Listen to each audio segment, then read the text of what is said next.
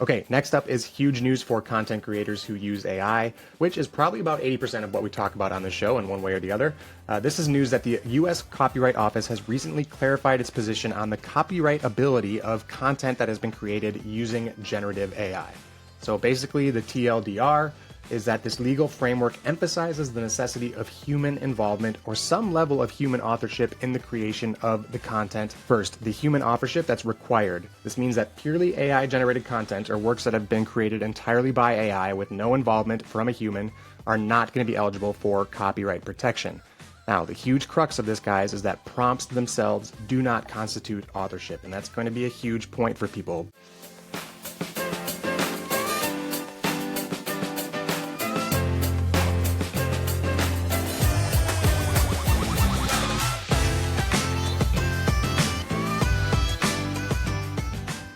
What is up, everybody? Welcome to another episode of the AI Marketing Navigator. This is your daily compass in the ever-evolving world of AI marketing. Okay, Navigators, we have an absolutely jam-packed daily digest. I feel like I say that for every daily digest now, which is probably a good thing. Cut here. There is, as usual, almost too much to process in the world of AI, so hopefully we can distill it down to a few useful things for you regarding the tools that we use as marketers, or particularly as marketers who may double as content creators in regard to today's episode. So today we are covering 3 updates in the AI world. 1, the official rollout of ChatGPT's latest reasoning model, o3 Mini. So we have another model to add to our tool belt, and OpenAI has now become the latest drop in the AI model world. We'll also be talking about some clarification coming down from the US Copyright Office regarding copyright rules and enforcement for AI-generated content or content generated in conjunction with humans or by humans with AI, and we'll break all that down as well. Lastly, we'll touch on Google's new Ask For Me feature, and this is a decent daily dose of agentic technology and AI behavior where you and we will very quickly have AI talking to AI, one agent to another. Cut here. And really, I just can't wait to hear some of the recordings. Okay, so like I said, lots to cover tonight, so let's go ahead and dive in. First, the release of the o3 Mini model and o3 Mini High reasoning model and the official rollout. We talked about some partial availability and testing availability in the past, but of course, there's going to be no huge surprises here as far as the news that the level of reasoning has advanced. It's been designed to take things to the next level regarding STEM-related tasks, so things like coding and mathematics and science. But all at higher speeds and efficient processing as well, more so than the previous models. Again, no huge shocks there, though apparently the model actually does walk the walk in regards to the numbers on the benchmarks as far as performance improvements go for speed and accuracy, and one would definitely expect that. So check out the links in the show notes, as always, for deep dives into the technical specifications. But just to throw some key benchmarks in some key areas of improvement at you for speed and accuracy, again, for instance, probably the most notable thing, the response time for o3 Mini is 24% faster than o1 Mini. And if you're out there asking why there's no o2, long story short, there was a copyright or trademark issue with a news corporation or a news conglomerate or something like that in the UK, I believe it was. Excuse my ignorance about UK media. So in addition to that 24% improvement in speed, you're also seeing the higher scores on STEM benchmarks for mathematics and science and coding. Links in the show notes for those scores. We're just going to take their words that they are in fact improving in the leaderboards and in the arenas. They look pretty good to me considering the PhD level benchmark tests they are taking. Apparently about 84% in mathematics, 77% in science. So again, looking pretty strong as far as the scores go. Cut here. Now, for maybe the most exciting part about the announcement, anyone listening to the show right now, if you sign up for ChatGPT, you will have access to their highest level reasoning model, o3 Mini, whether that's free or plus or pro. The breakdown between those ascending paid tiers is just going to be by usage. So your usage is going to be limited, but you can test OpenAI's flagship reasoning model right now. Although you can be pretty sure that there's at least some beta version of the next model or the highest level intelligence that they have that we don't have access to. So again, it just breaks down to usage. At the pro tier, you're going to get that unlimited access to these models. At the plus tier, apparently you'll have 150 messages per day. Okay, next up is huge news for content creators who use AI, which is probably about 80% of what we talk about on the show in one way or the other. This is news that the US Copyright Office has recently clarified its position on the copyright ability of content that has been created using generative AI. So basically, the TLDR is that this legal framework emphasizes the necessity of human involvement or some level of human authorship in the creation of the content if it's going to be using AI in order to qualify for copyright protection. And this is really just an echo of what people in generative AI have been saying for a long time, that the more human influence and involvement you can have in the process, the better the result is going to be. And hopefully you've been practicing that because the legal breakdowns are starting to shape up that way as well. There's also some guidance that gets handed down as well on how this AI assisted, and that's going to be the key specification. AI assisted works are going to be handled under this copyright law.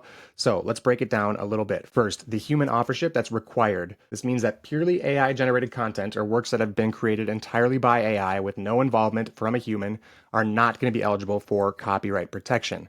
Now, the huge crux of this, guys, is that prompts themselves do not constitute authorship, and that's going to be a huge point for people. Many people's first reaction is probably like, oh, good, my prompt is creative and that constitutes human authorship. But nope, that is not how it's going to be interpreted legally. It's going to be interpreted as instructions or ideas, which are not protectable under copyright laws. Again, more details to all of this in the links in the show notes. But the final output really just reflects the AI's interpretation of your instructions. The AI still created it. Cut here. Now, back to that human authorship requirement, because we jumped ahead a little bit into kind of the role of prompts. If a human does exercise creative control over the process, such as by modifying, arranging, or integrating AI generated elements into a larger work. So if you take that output and you do something creative with it, it may qualify for protection under copyright law. So again, you take your generated image, you edit it, you modify it, you incorporate it into a larger project, which is another very key part, the incorporation of these AI generated elements into greater works. So for example, a movie would use certain elements or could use certain elements or scenes that are generated by AI, or a really good example is the effects for a movie. So maybe a film is made entirely in a traditional way, but they use AI to apply the special effects. That film, that movie can still be copyrighted as long as that human authorship level is adequate. And at least I think a traditional movie filming scenario would be adequate in this example if all you were doing was adding some special effects that used AI. But to that point, another note from this ruling is that the Copyright Office is going to examine each case individually. It's going to be a case-by-case basis to determine whether or not that human authorship rises to a legally adequate level to be protected.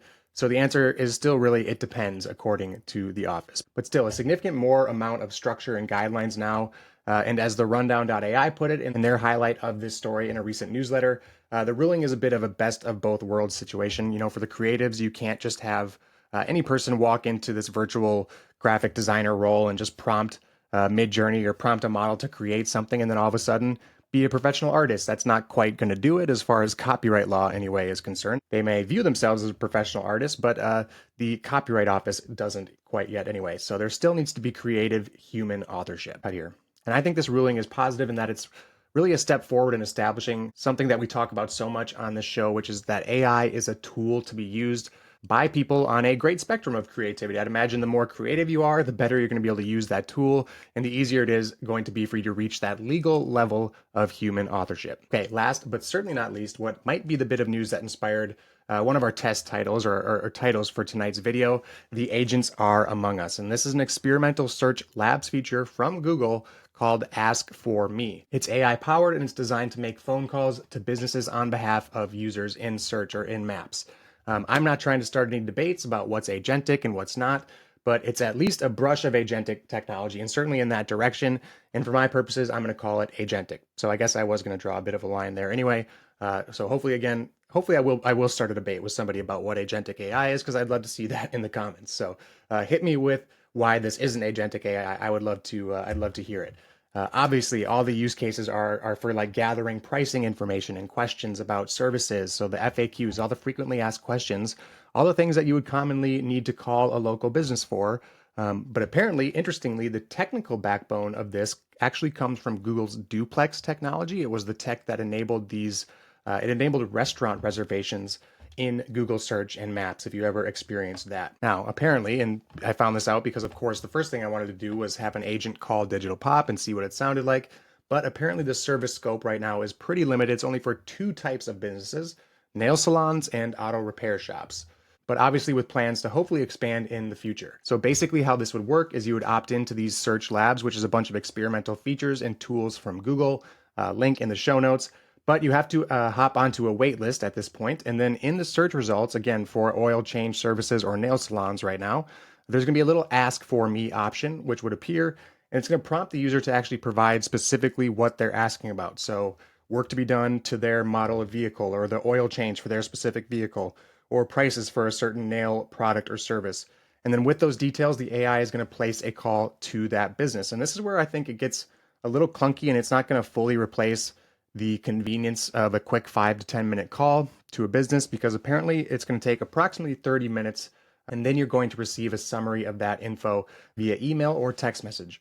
But if you are a person who maybe finds social interactions or phone interactions at least difficult, whether that's social anxiety or individuals with disabilities, or if you really are just looking for that level of convenience, maybe you have a bunch of phone calls to make to a bunch of different places and you'd rather just have it all summarized for you at the end of a day, I could definitely see the uses for sure in those cases. And there are some limitations and challenges. It's early days in the feature right now. Some businesses, for instance, could very well be reluctant to engage with AI-driven calls. And that's one thing I'm very curious to hear about, or see more about anyway, is how these calls are going, how these businesses are handling these phone calls or reacting to these phone calls from these agents. We may have to do some follow-up digging on that one. But the main limitation right now is those business types. It's also going to be restricted to US-based English-speaking users. And again, there is a waitlist to join. So if you haven't realized it yet, with all of the bevy of outbound phone call AI tools and reception inbound phone call AI tools, let me officially put you on notice with this Google Ask for Me feature that the agents are among us. We are 100% having phone calls being made between two AI agents. And I think I'm going to make it my mission to set up a couple of agents to have them call one another and transcribe that conversation, because I'm very curious to see some of those interactions. So like I said, the agents are among us. Okay, that does it for today's episode. If you enjoyed the show or found it useful in any way, please do me a favor and follow on Spotify or subscribe on your podcast platform of choice. A review on top of that would be even more appreciated. It is by far the most helpful thing you could do for the show. Also, if you are watching on YouTube, make sure to hit that subscribe button and turn on all notifications so you get notified each day when our episode drops. Until then, and as always, thank you for joining me, and remember to stay curious, stay consistent, and keep navigating forward. Bye.